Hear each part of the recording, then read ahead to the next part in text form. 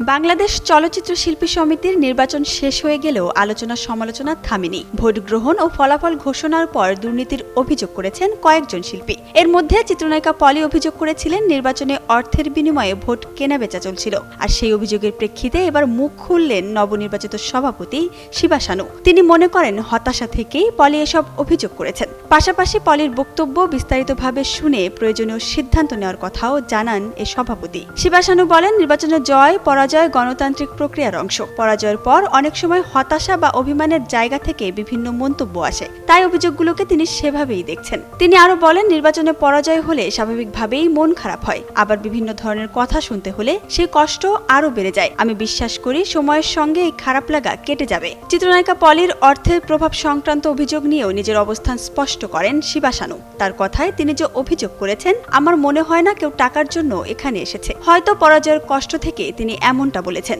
তিনি প্রকাশ করেছেন, কিন্তু বিষয়টি নিয়ে আগে তার সঙ্গে কথা বলতে চাই। তিনি কি বলতে চাচ্ছেন সেটা শুনে তারপর প্রয়োজন হলে সিদ্ধান্ত নেওয়া হবে। সব শেষে নবনির্বাচিত সভাপতি বলেন, নির্বাচন শেষ হয়েছে, এখন ব্যক্তিগত মতভেদ ভুলে শিল্পীদের স্বার্থে সবাইকে একসঙ্গে কাজ করতে হবে। ঐক্যবদ্ধ প্রচেষ্টার মাধ্যমেই শিল্পী সমিতিকে আরো শক্তিশালী ও কার্যকর সংগঠন হিসেবে গড়ে তোলাই তার লক্ষ্য।